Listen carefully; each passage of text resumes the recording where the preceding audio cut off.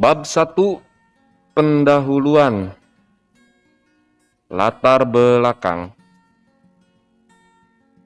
Tim pengawal peristiwa pembunuhan 6 pengawal Habib Rizik Syihab disebut sebagai TP3. Sesungguhnya mempunyai misi, yaitu melakukan pengawalan. Adapun yang dilakukan dalam menjalankan misinya tersebut antara lain TP3 menguji kebenaran langkah dan pernyataan pemerintah maupun penegak hukum sehubungan dengan terjadinya pembunuhan atas 6 warga negara Indonesia yang kebetulan merupakan pengawal HRS. Sebagai contoh, ketika TP3 pada tanggal 9 Maret 2021 beraudiensi dengan Presiden Jokowi di Istana Merdeka, Jakarta, Menko Polhukam Mahfud MD yang pada waktu itu mendampingi Presiden RI menyatakan di depan TP3 bahwa untuk dapat dikatakan telah terjadi pelanggaran HAM berat harus memenuhi unsur terstruktur, sistematis, dan masif atau TSM. Pernyataan Menko Polhukam Mahfud MD seperti itulah yang perlu diuji kebenarannya. TP3 menggunakan batu uji undang-undang yang dalam hal ini adalah Undang-Undang Nomor 26 Tahun 2000 tentang Pengadilan HAM. Hasil pengujian TP3 menunjukkan bahwa pernyataan Mahfud MD ini sama sekali tidak berdasarkan hukum. Karena ternyata menurut undang-undang terjadinya pelanggaran HAM berat adalah jika dilakukan secara sistematis atau meluas. Jadi undang-undang merumuskannya secara alternatif, yaitu sistematis atau meluas, bukan seperti yang disampaikan oleh Menko Polhukam yang mengharuskan syarat kumulatif atas unsur terstruktur, sistematis, dan masif yang secara yuridis nomenklatur kumulatif seperti yang disampaikan Mahfud MD tidak dikenal. Temuan TP3 atas peristiwa pembunuhan 6 warga negara Indonesia yang merupakan penduduk sipil ini menunjukkan telah terjadi pembunuhan dan penyiksaan yang dilakukan secara sistematis sehingga menimbulkan keyakinan bagi TP3 bahwa peristiwa ini merupakan pelanggaran HAM berat. Itulah hal yang antara lain TP3 sampaikan kepada Presiden RI di Istana Merdeka. Setelah Presiden RI berjumpa dengan TP3, Mahfud MD menyelenggarakan konferensi pers secara sepihak dan mengatakan pada pokoknya bahwa TP3 datang ke Istana Merdeka tanpa bukti. Apakah Menko Polhukam Mahfud MD tidak mengetahui bahwa TP3 tidak diberikan wewenang oleh negara untuk membuktikan? Adapun yang berkewajiban untuk membuktikan adalah pemerintah melalui institusi penegak hukumnya. Keberadaan TP3 adalah sebagai perwujudan partisipasi masyarakat yang oleh pasal 100 Undang-Undang Nomor 39 Tahun 1999 tentang Hak Asasi Manusia atau HAM diberikan hak untuk berpartisipasi dalam perlindungan, penegakan, dan pemajuan HAM.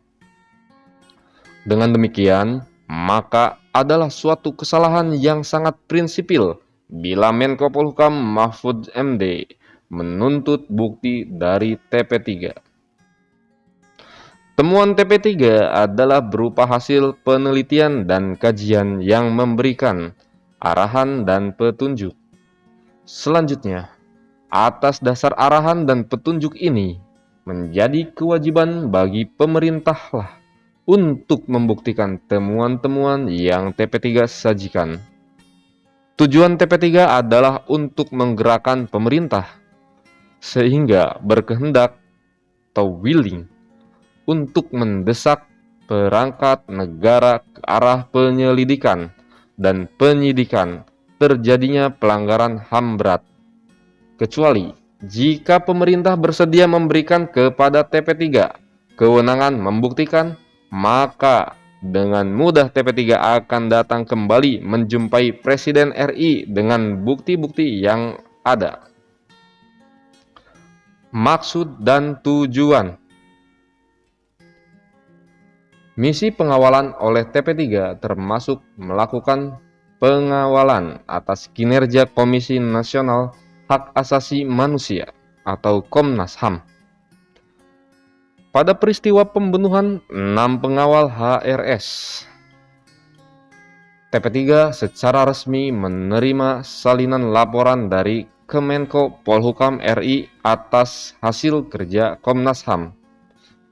Laporan yang Komnas HAM diberi judul Laporan Penyelidikan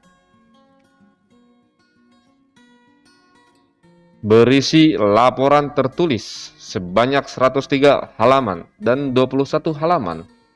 Lampiran termasuk transkrip atas voice notes percakapan pada pengawal HRS dalam peristiwa pembunuhan oleh aparat negara terhadap 6 pengawal HRS. Mengkaji hasil kerja Komnas HAM, maka TP3 menilai sejak awal Komnas HAM tidak mempunyai kehendak untuk menuntaskan peristiwa pembunuhan di KM 50 Jalan Raya Tol Jakarta Cikampek pada tanggal 7 Desember 2020. Hal ini terbukti dari kenyataan bahwa Komnas HAM hanya menggunakan dasar pasal 89 ayat 3 Undang-Undang Nomor 39 Tahun 1999, bukan mendasarkan pada Undang-Undang Nomor 26 Tahun 2000 tentang Pengadilan HAM. Judul pasal 89 ayat 3 ini adalah tentang pemantauan, bukan penyelidikan. Dengan demikian, yang dilakukan oleh Komnas HAM bukanlah penyelidikan, namun hanya pemantauan. Sehingga tidak seharusnya Komnas HAM memberikan judul kegiatannya sebagai laporan penyelidikan. Karena sejatinya hanyalah merupakan laporan pemantauan. Dalam hal ini, pemantauan yang dilakukan oleh Komnas HAM tidak mempunyai kewenangan penyelidikan pro justisia. Kegiatan yang dilakukan oleh Komnas HAM tidak lebih merupakan kegiatan yang sama dengan yang dilakukan oleh TP3. Padahal Komnas HAM mempunyai kewenangan untuk melakukan penyelidikan berdasarkan Undang-Undang Nomor 26 Tahun 2000 tentang Pengadilan HAM. Namun, justru memilih untuk menunjukkan sikap unwilling. Bahkan, Komnas HAM berubah menjadi lembaga yang menjalankan fungsi polisionil, yaitu dengan mempersalahkan masyarakat sipil. Dalam hal ini, FPI dan khususnya 6 pengawal HRS sebagai faktor penyebab terjadinya peristiwa pelanggaran HAM berat di KM 50 Jalan Raya Tol Jakarta Cikampek. Contoh konkretnya, Komnas HAM justru merekomendasikan penyelidikan tentang keberadaan senjata yang dituduhkan kepada 6 pengawal HRS. Padahal, kalaupun asumsi Komnas HAM tentang kepemilikan senjata tersebut mengandung kebenaran, dalam arti senjata itu dimiliki oleh pengawal HRS, maka saat publik membaca buku putih ini, senjata tersebut tidak menimbulkan korban pelanggaran HAM apapun. Sehingga dalam hal ini, Komnas HAM telah menyalahi fungsinya dari lembaga yang seharusnya mengungkapkan peristiwa pelanggaran HAM menjadi lembaga pelindung pelaku pelanggaran HAM. Dengan demikian, TP3 berkesimpulan bahwa sikap Komnas HAM ini merupakan kesengajaan untuk menghindar dari kewajibannya melakukan penyelidikan terjadinya pelanggaran HAM berat.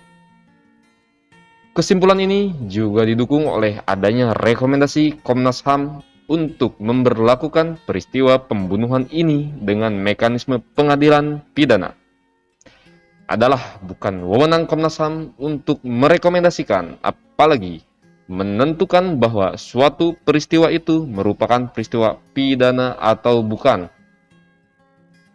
Temuan TP3 menyatakan dengan tegas bahwa yang melakukan pembunuhan terhadap 6 pengawal HRS di KM 50 adalah bukan polisi, namun yakni aparatur negara.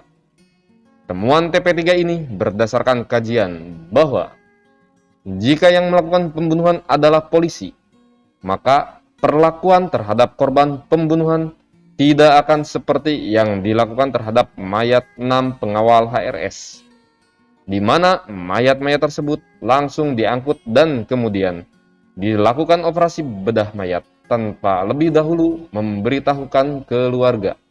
Sebab, jika yang melakukan pembunuhan tersebut adalah polisi, maka polisi akan sangat berkepentingan untuk menjaga tempat kejadian perkara atau TKP steril dengan memberi garis polisi. Ini penting bagi polisi dalam rangka pengamanan barang bukti untuk kepentingan olah TKP guna penyelidikan berikutnya. Ternyata tidak demikian yang dilakukan oleh para pembunuh tersebut.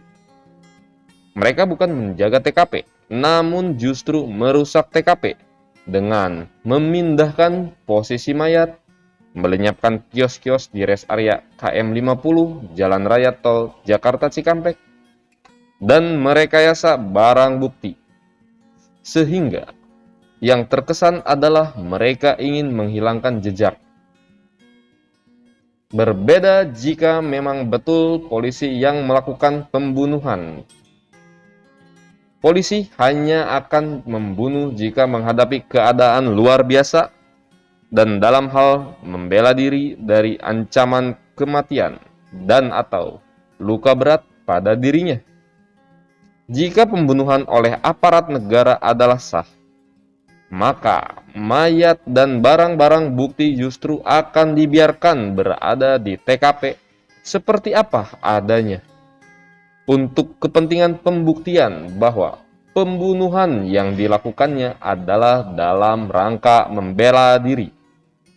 Adanya fakta yang diungkapkan Komnas HAM bahwa para pembunuh ini memerintahkan saksi untuk menghapus rekaman dan memeriksa handphone mereka, makin membuktikan bahwa pembunuhan yang dilakukan oleh aparat diikuti dengan operasi untuk menghilangkan jejak kejahatan atau cover-up operation. Hal tersebut tidak akan dilakukan oleh pembunuh jika pembunuhan adalah sah dalam rangka membela diri.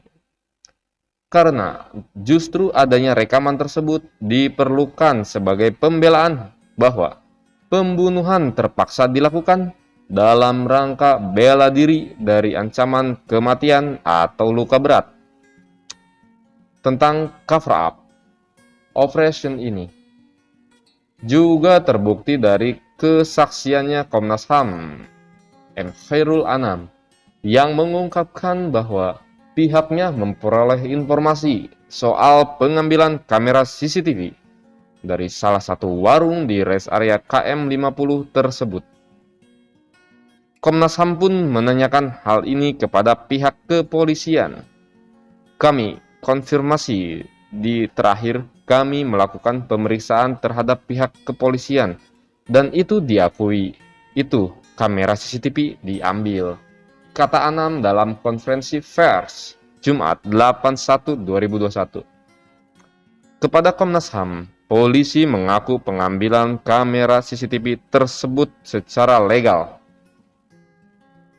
Pengawalan yang dilakukan oleh TP3 termasuk pengawalan berupa menguji kebenaran seluruh rangkaian pemberitaan secara sepihak oleh Kepolisian Daerah Metro Jakarta, Polda Metro Jaya.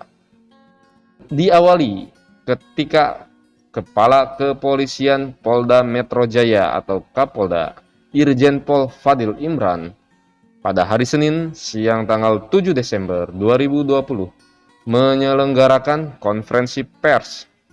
Hadir dalam konferensi pers ini Panglima Daerah Militer Jakarta, Pangdam Jaya, Majen TNI Dudung Abdurrahman.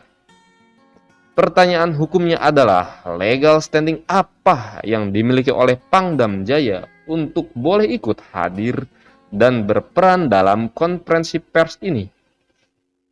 Fakta hadirnya Pangdam Jaya ini justru makin menunjukkan bahwa operasi pembunuhan ini bukan merupakan operasi kepolisian. Dalam konferensi pers tersebut, Kapolda Metro Jaya Irjen Pol Fadil Imran pada pokoknya menyampaikan pengakuannya bahwa kepolisian mengambil tindakan tegas terukur karena merasa diancam oleh para korban. Sebab dalam kronologi versi kepolisian, ke-6 pengawal HRS itu disebut melakukan penyerangan terhadap petugas. Menurut Fadil Imran, ketika petugas kepolisian melakukan penguntitan di jalan tol Jakarta Cikampek KM 50, Fadil Imran mengakui kendaraan polisi dipepet oleh mobil berisi simpatisan HRS yang berjumlah 10 orang.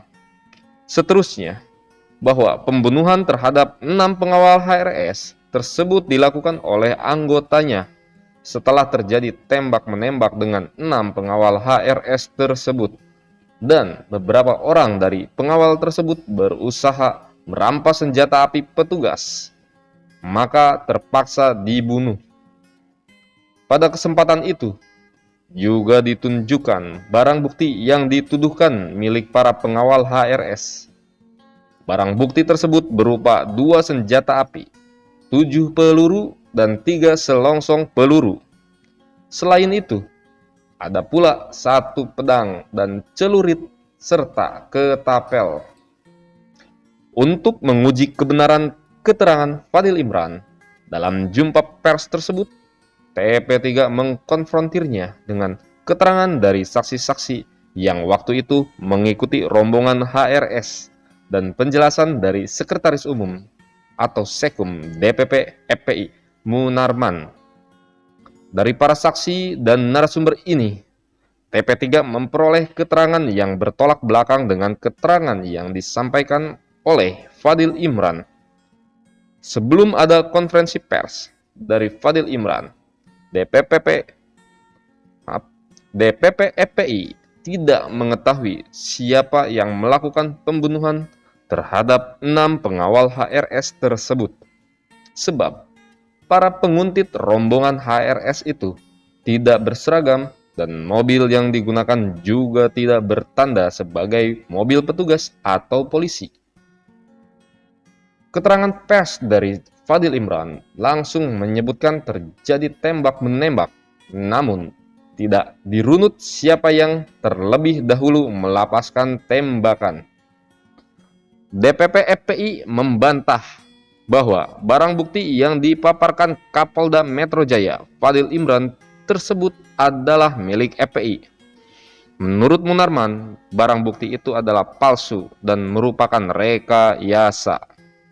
Karena Kapolda Metro Jaya tidak menjelaskan bagaimana memperoleh barang bukti tersebut selain pernyataannya sepihak. Tidak ada bukti sidik jari dari pengawal HRS pada barang bukti tersebut. Semua ini makin membuktikan bahwa sebenarnya pembunuhan terhadap 6 pengawal HRS adalah pembunuhan yang bukan dilakukan oleh kepolisian. Polda Metro Jaya hanyalah bagian dari rencana sistematis. Keyakinan TP3 tentang adanya rencana sistematis menjadi bertambah ketika TP3 menjumpai para saksi yang melakukan penangkapan aparat negara yang sedang melakukan pengintaian dengan menggunakan drone di markas syariah FPI di wilayah Megamendung. Para saksi yang menangkap para pengintai ini kemudian melakukan pemeriksaan terhadap mereka, termasuk pemeriksaan atas perangkat elektronik dan komunikasi mereka yang menyimpan berbagai data dan informasi. Para saksi memfoto wajah mereka dan mengatakan menemukan sejumlah barang bukti berupa berbagai tanda pengenal milik 3 orang bernama Angga Hermawan, Irsyad Ibrasma, dan Anjar Maulana. Pada ketiga orang tersebut ditemukan tanda-tanda pengenal seperti kartu wartawan, kartu pengenal sebagai peneliti, dan kartu tanda pengenal sebagai anggota Badan Intelijen Negara atau BIN, surat izin mengemudi atau SIM tipe A dan tipe C, tanda pengenal sebagai prajurit TNI, STNK, badge Deputi 2 BIN, dan mobil dengan plat nomor polisi ganda. Dari para saksi ini, TP3 juga memperoleh bukti tentang adanya operasi intelijen yang disebutkannya Operasi D5. Hal ini diketahui dari berbagai laporan tertulis yang tersimpan dalam perangkat elektronik ketiga orang pengintai yang tertangkap tangan tersebut. Sistem pelaporan ini menunjukkan sistem pelaporan yang menggambarkan adanya suatu komando yang terstruktur secara hierarkis, tertulis pada laporan terperinci dari Direktur 22 kepada Deputi 2 BIN. Pada khususnya, dalam kasus pembunuhan terhadap 6 pengawal HRS ini, Polda Metro Jaya hanyalah bagian dari cover up operation. Karena Polda Metro Jaya hanya bagian dari rencana operasi atau cover up, maka tampak kesulitan ketika harus menegakkan fakta. Misalnya, soal fakta terjadi tembak-menembak, TP3 menemukan adanya laporan awal dari polisi yang berbeda. Laporan polisi pada awalnya yang dibuat oleh Bribtu Fikri Ramadan dengan NRV 940309110 tertanggal 7 Desember 2020 melaporkan kejadian tanggal 6 Desember 2020 pukul 23.45 waktu Indonesia Barat sebagai berikut. Pelapor yang disaksikan oleh Bribka Adi Ismanto dan Bribka Faisal Hasbi Alea melaporkan saat petugas sedang melakukan tugas penyidikan, tiba-tiba mobil petugas di TKP dihalang-halangi oleh 2 mobil dengan cara menabrakkan kendaraan dan memberhentikan kendaraan petugas tanpa memperhatikan keselamatan pengguna jalan lainnya. Kemudian turun 4 orang pelaku dari dalam mobil dengan membawa senjata tajam dan merusak mobil yang sedang dikendarai petugas. Kemudian turun 2 orang pelaku dengan membawa senjata api dan menembakkan ke arah bagian depan mobil petugas sebanyak 3 kali letusan. Hanya 1 letusan yang mengenai kaca depan mobil petugas. Karena kondisi petugas dalam keadaan terdesak, maka petugas melakukan tindakan tegas dan terukur terhadap pelaku. Laporan awal itu ceritanya menjadi berbeda ketika polisi dalam berbagai kesempatan menceritakan kembali laporan tersebut kepada publik. Setelah diungkapkan kembali oleh polisi, ceritanya di masyarakat menjadi tembak-menembak. Ketika keadaan kendaraan sedang melaju, bukan kendaraan dalam keadaan berhenti. Seperti laporan awal yang dilaporkan oleh Bribtu Fikri Ramadan. Demikian juga polisi bermaksud membuktikan dugaan bahwa senjata rakitan adalah milik EPI. Yang dilakukannya adalah insinuasi atau memberi kesan seolah-olah, sehingga sebetulnya bukan menegakkan fakta, namun justru setengah bermaksud mengelabui masyarakat. Kita perhatikan, ketika Direktur Tindak Pidana Umum Dirtipidum Bareskrim Brigadir Jenderal Andi Rian Jayadi mengatakan bahwa dugaan bahwa senjata api atau senpi rakitan itu adalah milik FPI diperoleh dari hasil pengujian terhadap 2 pucuk senpi. Hasil pemeriksaan ahli balistik menyatakan 2 pucuk senpi yang digunakan Laskar FPI adalah senjata non-pabrikan atau rakitan, kata Andi saat konfirmasi cnnindonesia.com Minggu 20/12/2020. Perhatikan, insinuasinya Andirian Jayadi yang bermaksud memberi kesan bahwa 2 pucuk senpi adalah milik FPI.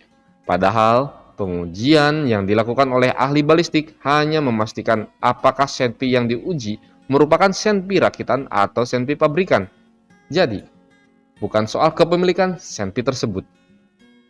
Selain itu, tidak hanya lemah dalam hal menegakkan fakta. Polisi juga tampak berpartisipasi dalam operasi cover-up ini dengan cara memutarbalikkan fakta. Direktur Kriminal Umum Polda Metro Jaya Kombes Pol Tubagus Ade Hidayat menyatakan ada fakta atau voice note yang berisikan percakapan terkait mobil yang mengintai dan rencana penyerangan yang akan dilakukan oleh para pengawal HRS. Dalam keterangan persnya, Kombes Pol Tubagus menunjukkan transkrip percakapan para pengawal HRS yang dibunuh yang tersimpan dalam voice note di telepon genggamnya. Atas dasar transkrip tersebut, Tubagus menarik kesimpulan dari dua voice note nomor 37 dan nomor 40 laporan Komnas HAM yang berbunyi, "Avanza hitam, tubruk aja." Atas kesimpulan seperti itu, TP3 melakukan verifikasi atas keseluruhan transkrip voice note yang berjumlah 203 percakapan. Dari 203